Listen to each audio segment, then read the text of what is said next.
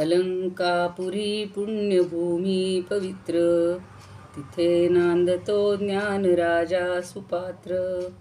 तया ठविता महापुण्यराशी, नमस्कार माझा सद्गुरु ज्ञानेश्वरासी. नमोऽनंताय शुद्धाय कूटस्थायात्मने नमः. प्रेमांबुधिविहाराय ज्ञानराजाय ते नमः. माधुर्यरसकल्लोलां शिवशक्तिस्वरूपिणीम् अमृतानुभवार्थाय वंदे ज्ञानेशनंदिनीम्. ज्ञानदेव गुरु ज्ञानदेव तारू, उतरील पैल पारू ज्ञानदेव. ज्ञानदेव माता ज्ञानदेव पिता, तोडील भवव्यथा ज्ञानदेव. ज्ञानदेव माझे सोय रे धाय रे, जीवलग निर्धारे ज्ञानदेव. सेना म्हणे माझा ज्ञानदेव निधान, दाविली निज खूण ज्ञानदेवे. ज्ञानियांचा राजा गुरु महाराव, म्हणती ज्ञानदेव तुम्हाईसे. ज्ञानियांचा राजा गुरु महाराव, मज पामरासी काय थोरपण. पायीची बहाण पायी बरी, ब्रह्मादिक जेथे तुम्हा ओळंगणे. इतर तुलने काय पुढे, तुका म्हणे नेणू युक्तीची या खोली. म्हणून ठेविली पायी डोई, ज्ञानियांचा राजा गुरु महाराव. ज्ञानियांचा राजा गुरु महाराव.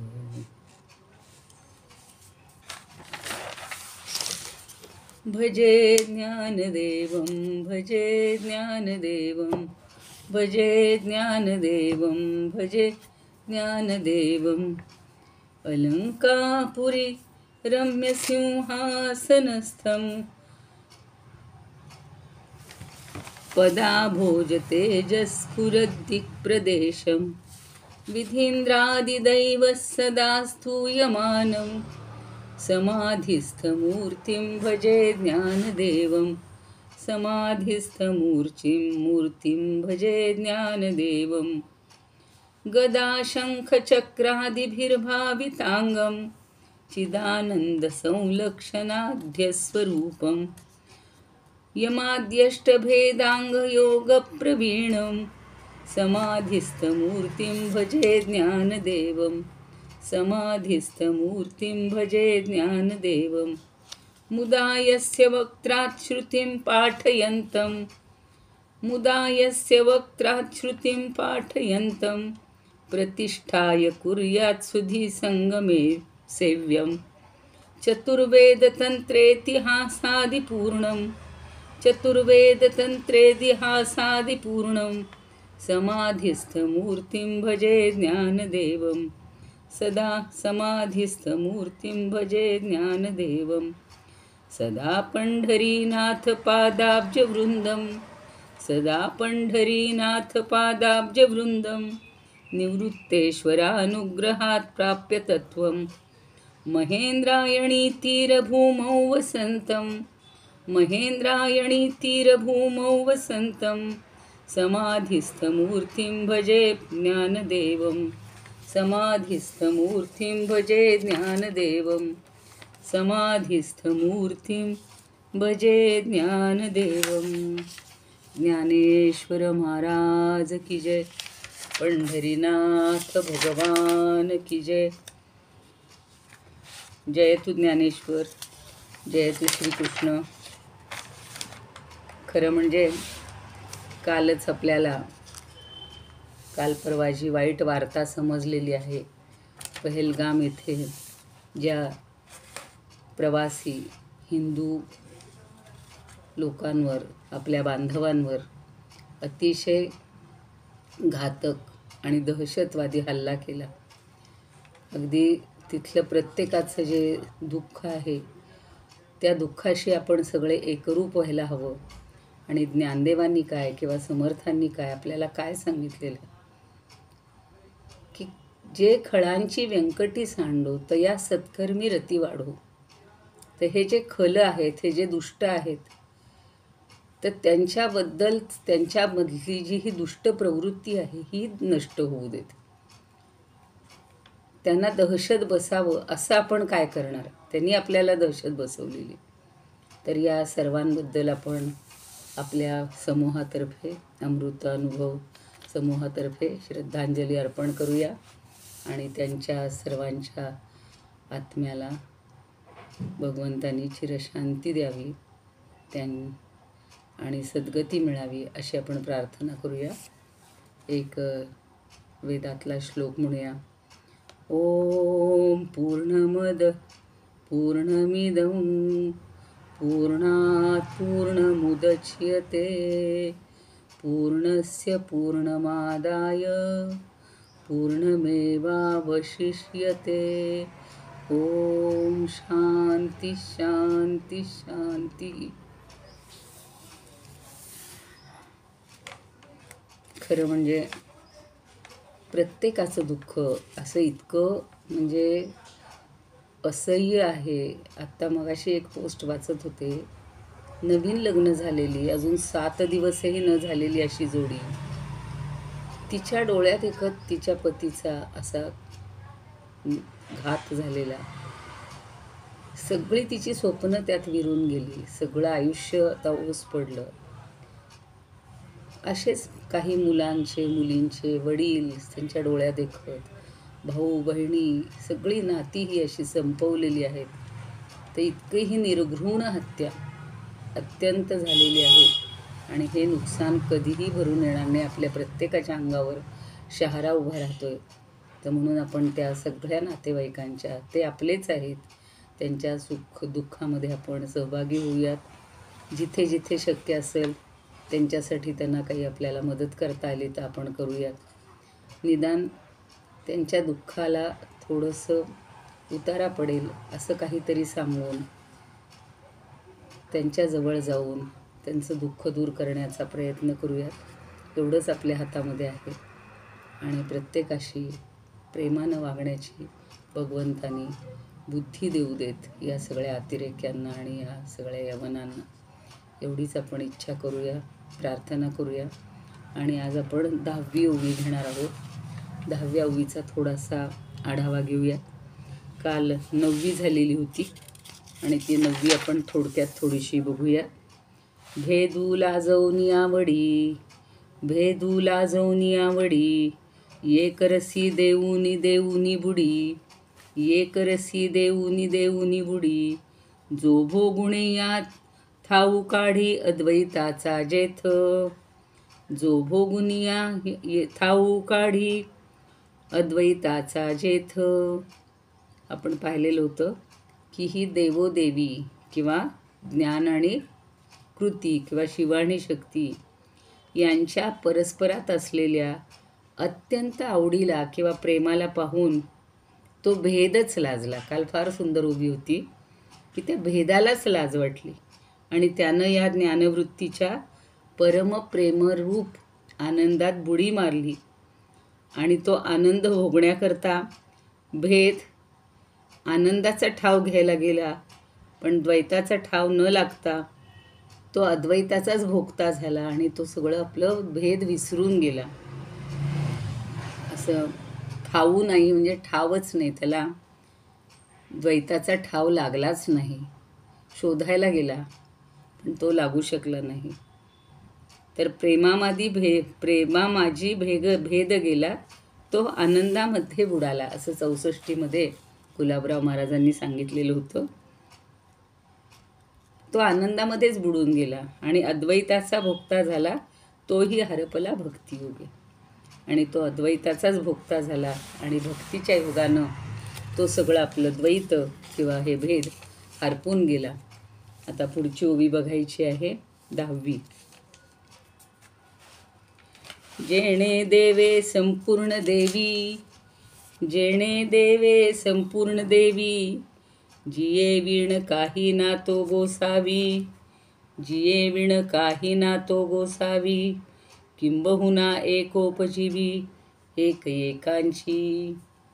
नेणे देवे संपूर्ण देवी, जिये विण काही ना तो गोसावी. तुम्ही सगळे म्हणत असाल माझ्याबरोबर, किंबहुना एकोपजीवी एका एकाची, किंबहुना एकोपजीवी एका एकाची. आता गोसावी म्हणजे स्वामी असा अर्थ आहे, किंवा देव किंवा शिव. तो कसा आहे? एकोपजीवी म्हणजे ऐक्यावर जिवंत राहणारे असं ते सगळ्यांना म्हटलेलं आहे, किंवा एकमेकावर जगणारे. आपण सुद्धा एकमेकावर जगत असतो. आपण वैयक्तिक एकटेच जीवन कधी नसतंच. म्हणून ते कसे आहेत? जेणे देवे संपूर्ण देवी, म्हणजे हा जो ज्ञानरूप देव आहे, शिव आहे, आणि जी देवी आहे शिव, वृत्तीरूप शक्ती आहे, तर त्या ज्ञानानं वृत्तीला पूर्णत्व आलेलं आहे. शिवामुळं शक्तीला पूर्णत्व आलेलं आहे. आणि त्या वृत्ती वाचून किंवा शक्ती वाचून ज्ञानही काहीच राहत नाही. दोघांचं परस्परावलंबन आहे. हा त्याच्यासाठी उपयोगी आहे, ती याच्यासाठी उपयुक्त आहे. त्यामुळं वृत्तीशिवाय ज्ञान उपयोगाचं नाही, शक्तीशिवाय शिव काहीच राहत नाही, आणि ज्ञानवृत्ती एकमेका वाचून राहतच नाही. म्हणजे ज्ञान आणि वृत्ती हा एक बनलेला शब्द आहे, त्याच्यात भेद राहिलेलाच नाही आहे. ज्ञान म्हणजेच वृत्ती, वृत्ती म्हणजेच ज्ञान. पुन्हा एकदा अर्थ बघा. ज्ञानरूप शिव आणि वृत्तीरूप शक्ती असे आहे. ज्ञानाने वृत्तीला पूर्णत्व आलेलं आहे, आणि वृत्ती वाचून ज्ञान काहीच उरत नाही किंवा काहीच राहत नाही. ज्ञानवृत्ती एकमेकापासून राहतच नाही. आता 64 जी गुलाबरावांनी लिहिलेली आहे ते लिहिले, ज्ञाना वाचून वृत्ती नाही, वृत्ती वाचोनी ज्ञान नाही, दोन्ही नसोनी पाही एक आनंद. ज्ञाना वाचोनी वृत्ती नाही, वृत्ती वाचोनी ज्ञान नाही, दोन्ही नसोनी पाही एक आनंद. ज्ञाना वाचून वृत्ती असूच शकत नाही, राहूच शकत नाही, आणि वृत्ती वाचून ज्ञानही राहू शकत नाही. शिवा वाचून शक्ती राहू शकत नाही, शक्ती वाचून शिव राहू शकत नाही. एक आनंद हीच वस्तू असल्यामुळं आनंदात दोन्हीही राहत नाही. म्हणजे आनंदच आहेत ते, दोन्ही मिळून आनंदच आहेत. आता गीर्वाण अनुभवामध्ये कसं वर्णन केलंय बघा. देवेन देवी संपूर्णा, ताम विनास दिगंबरहा. किती छान म्हणले बघा. देवेन देवी संपूर्णा, देवामुळे देवी संपूर्ण आहे. ताम विना, पण तिच्याशिवाय स दिगंबरहा, तो दिगंबर आहे, म्हणजे दिशा आहेच त्याचं अंबर, वस्त्र आहे. किंबहुनैकोपजीव्यौ, किंबहुनैकोपजीव्यौ तौ दंपती मिथस्तरा. किंबहुना काय सांगावं, ते एकमेकावर अवलंबून आहेत, एकमेकाशिवाय राहू शकत नाहीत, अशी ती दंपती आहे. मिथस्तरा, ते जोडपंच असं आहे की एकमेकावरच अवलंबून आहे, एकमेकाशिवाय ते राहूच शकत नाहीत. देवे संपूर्ण देवी, तिये विण काही ना तो गोसावी, किंबहुना एकोपजीवी एकमेका. म्हणजे ज्ञानरूप शिवाच्या योगानंच वृत्तीरूप शक्ती ही संपूर्ण आहे. पूर्णत्व शक्तीला कशामुळे येतं? ज्ञानामुळं, ज्ञानरूप शिवामुळे येतं. आणि वृत्तीरूप शक्तीला वृत्ती असं का म्हटलंय? तर त्या वृत्तीरूप शक्तीत संपूर्ण शिवच आहे. म्हणजे शिवाशिवाय ती वृत्ती नाहीच आहे, शिवाशिवाय शक्ती नाहीच आहे. आणि या वृत्तीरूप शक्ती वाचून ज्ञानरूप शिव काही नाही, असा या दोघांचा संबंध आहे. म्हणजे याचा अर्थ काय की ज्ञान आणि वृत्ती किंवा शिव आणि शक्ती यांचं शब्दात जरी द्वैत दिसत असलं, हे दोन शब्द वाटतात, हा शब्द भिन्नत्व, पण तरी त्यांचं अत्यंत ऐक्य आहे. शिव म्हणजे वृत्ती आणि वृत्ती म्हणजे शिव. त्या एकच वस्तू ज्ञानवृत्ती किंवा शिववृत्ती, शिवशक्ती या दोन नावानं संबोधली जाते. ज्ञानवृत्ती दोन असून असे वाटतायत, ज्ञान आणि वृत्ती हे दोन आहेत असं वाटतं, पण ती एकमेकांना पूरक आहेत असा अर्थ काही जण म्हणतात, पण तेही चुकीचं आहे.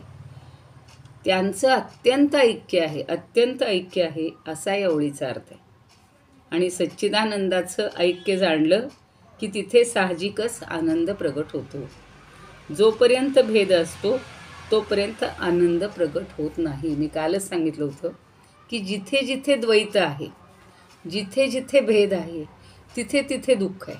तू मी सगळीकडं व्यवहारात चालतं. एका घरातले दुसऱ्यांना परकेपणानं बोलतात, ते यांना बोलतात. घरातल्या दोन व्यक्ती एकमेकांशी असं भेदरूपाने मी केलं, तुम्ही काय केलं, अशी जी भाषा आहे ना, ही सगळी भेदाची भाषा आहे. आणि त्याच्यातून वाद निर्माण होतात, त्याच्यातून दुःख निर्माण होतात. म्हणून स्वरूपानंद अभंग अमृतानुभवामध्ये छान सोप्या शब्दात सांगतात, शिवाची या योगे शक्ती ती संपूर्ण. एकदम अभंग ऐकले की आपल्या मनातलं सगळी शंका दूरच होते. शिवाची या योगे शक्ती ती संपूर्ण, शिवशक्ती वीण शून्य जैसा. शिव हा शक्तीशिवाय शून्य आहे, झिरो. काय सांगो फार एका एका वीण, एकाच एकत्व सांडोन राहतीना. ते एकमेकाला सांडून म्हणजे ओलांडून किंवा दवडून राहूच शकत नाही. म्हणजे शिव असेल तर शक्तीला महत्त्व आहे, तर शक्ती पूर्णत्वाला जाते.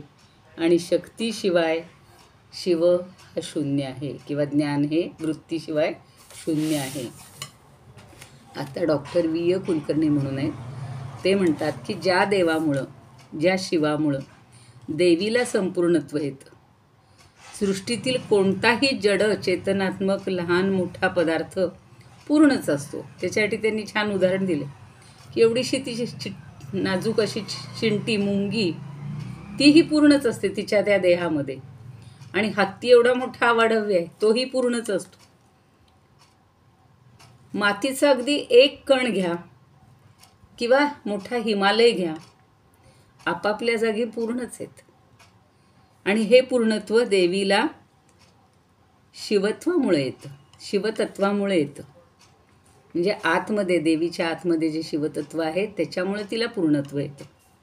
उलट त्या देवीशिवाय तो स्वामी काहीच नाही, तो शून्य आहे, तो निर्गुण आहे, निराकार आहे. म्हणजे जणू शून्यच होऊन राहिलेलं आहे. किंबहुना ती परस्पराचं जीवन आहेत, एकमेकांचं ते परस्परांचे जीवन आहेत असंही म्हणता येईल. आणि दोघांचे मिळून एक जीवन आहे.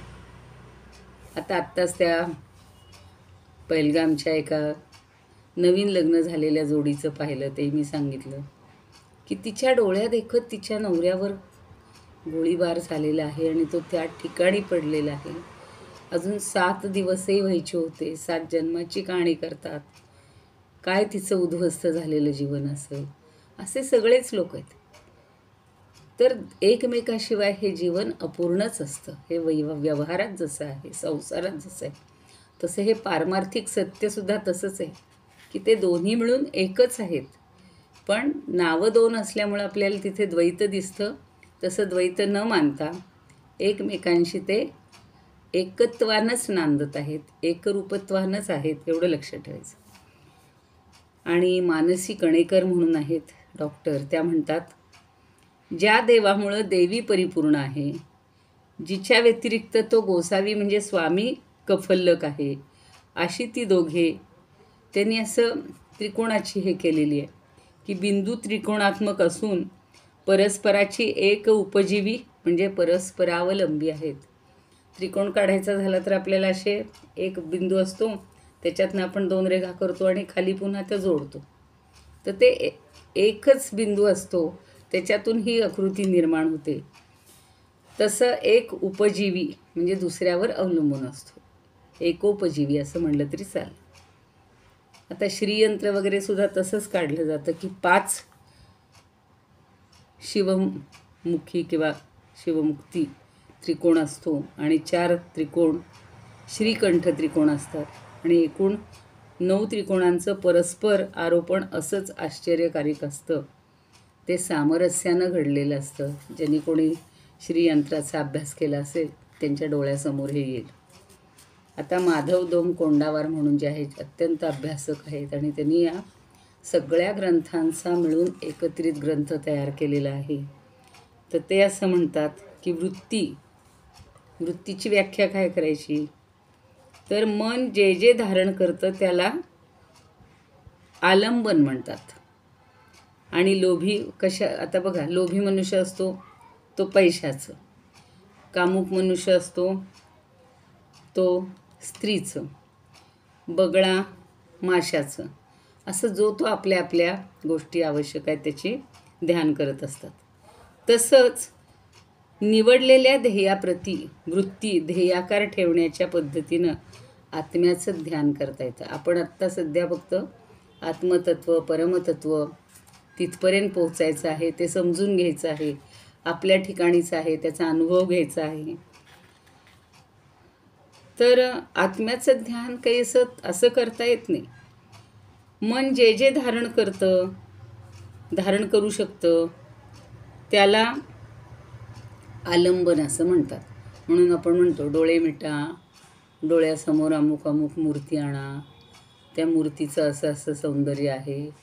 मग त्याच्या चरणापासून मस्तकापर्यंत आपण एकेका अवयवावर ध्यान ठेवा. ध्यान करत करत करत हो इतरांचा ऐकलेला अनुभव, युद्धाचं दृश्य, कल्पना, पंख असलेला सिंह, स्मृती, जुना आघात किंवा विषयोपभोग, हे जसं विचाररूप भावनांद्वारे म्हणजेच वृत्तीप्रवाहाद्वारे मन आलंबन म्हणून धारण करू शकतं, तशा प्रकारे वृत्तीद्वारे आत्मा ध्यानासाठी चिंतनासाठी आलंबन होऊ शकत नाही. वृत्ती व्याख्या आणि वृत्तीचं ज्ञान याचं थोडंसं बघा. वृत्ती हा नेहमीच्या वापरातला शब्द आहे. योगामध्ये म्हणलेला आहे योग हा चित्तवृत्ती निरुधा. वृत्ती म्हणजे आपल्या मनामध्ये येणारे असंख्य तरंग विषयांचे. तथापि आध्यात्मिक विवेचनात नेहमी वापरला जाणारा हा वृत्ती शब्द असल्यामुळं वृत्तीची व्याख्या त्यांनी असं केलेली आहे की अंतःकरणाच्या प्रकाशक परिणामाला वृत्ती असं म्हणतात. माया, अविद्या किंवा अंतःकरण याचा ज्ञानरूप परिणाम म्हणजे वृत्ती किंवा वृत्तीज्ञान असा वृत्ती या पारिभाषिक शब्दाचा अर्थ आहे. थोडा हा क्लिष्ट भाग वाटेल, पण सारखा त्यांनी वृत्ती शब्द वापरला आहे म्हणून तो जरा शोधण्याचा मी प्रयत्न केला. सोप्या भाषेत हा विषय अशा कारणासह तर्कासह म्हणजे प्रत्यक्षादी प्रमाणासह समजला. सुखदुःखादी द्वंद्व अनुभवाद्वारे समजतात, पण हे समजत नाही, हे आठवलं, ही कल्पना आहे, हे अर्धवट समजलं, हे जे सगळं आहे ह्याला भ्रम म्हणायचं किंवा हे वृत्तीचं ज्ञान आहे. आता आपण म्हणतो काही कळलं का, तुम्ही म्हणणार नाही हो ताई आम्हाला हे वृत्तीचं काहीच कळलं नाही. तर काही कळलं नाही ही सुद्धा एक वृत्ती आहे. काही जण म्हणतील नाही आम्हाला माहिती आहे वृत्ती म्हणजे आपल्या मनामध्ये उठणारे तरंग क्षणाक्षणाला, आणि ते आम्हाला चांगलं म्हणजे आत्ता जर आपण एक क्षणभर डोळे मिटून बसलो तर एका वेळेला 10, 20, 30, 40, 50, 100 असे विचार मनामध्ये येतात. त्याला वृत्ती, त्या वृत्तींची संख्या कमी करायची आणि एकावरच मन स्थिर करायचं, असा अभ्यास हा योगामध्ये केला जातो. आता देवाच्या सत्तेमुळं किंवा देवाच्या अस्तित्वामुळं अधिष्ठानामुळं देवीला म्हणजे जड असलेल्या मायेला, देवी किंवा माया प्रकृती ही जड आहे पण तिला पूर्णत्वा कशामुळे येते, या देवामुळे येते. आणि देवी वाचून ज्ञान मात्र अक्रिय अकर्ता असलेल्या देवाला जगताची उत्पत्ती करताच येत नाही, कारण तो निराकार निर्गुण निराकार आहे. जेव्हा त्यांनी प्रकृतीचा आश्रय घेतला, प्रकृतीने हे सगळं निर्माण केलं. मग तीन गुण निर्माण झाले, पंचमहाभूत निर्माण झाली. तर अशातून हे जे सगळं उत्पन्न झालेलं आहे ते म्हणजे देवाला जगताची उत्पत्ती करण्यासाठी त्या प्रकृतीची किंवा शक्तीची गरज पडते. आणि सर्व कर्तृत्व हे प्रकृतीचं आहे. अर्थात एकमेकांमुळे हे दोघं पूर्ण झालेले आहेत, किंबहुना एकमेकांवरच जगतात. अशी ही 10वी ओवी होती. इदमुपकर्तुं भुवनमण्डलं समुदितमिव भास्करं सादरं वन्दे ज्ञानेश्वरं. त्रिभुवनमाता भगवद्गीता लोकमंगला लोकविश्रुता लोकहितं संततं ध्यायता येन ज्ञानेश्वरी विरचिता श्रुत्वा प्राकृतगिरं सादरं वन्दे ज्ञानेश्वरं सादरं वन्दे ज्ञानेश्वरं. जय देव जय ज्ञान सिंधू नामस्मरणे तुमच्या तुटे भवबंधू. जय देव 14 वरुषांचे तप्ती तिरवासी येऊनी चांगदेव लागती चरणासी. करुणी कृपा देवे अनुग्रहिले त्यासी देऊनी आत्मज्ञान केले सहवासी. जय देव जय ज्ञान सिंधू नामस्मरणे तुमच्या तुटे भवबंधू. जय देव समाधी समयी सकळ समुदाय घेऊनी सुखद आले श्री पंढरीराय. दारी अजान वृक्ष सुवर्ण पिंपळ सुमाय जाणूनी महिमा निळा चरणा तळी राहे. जय देव जय ज्ञान सिंधू नामस्मरणे तुमच्या तुटे भवबंधू. जय देव ज्ञानेश्वर महाराज की जय. पंढरीनाथ भगवान की जय. उद्या आपण 11वी ओवी पाहूया.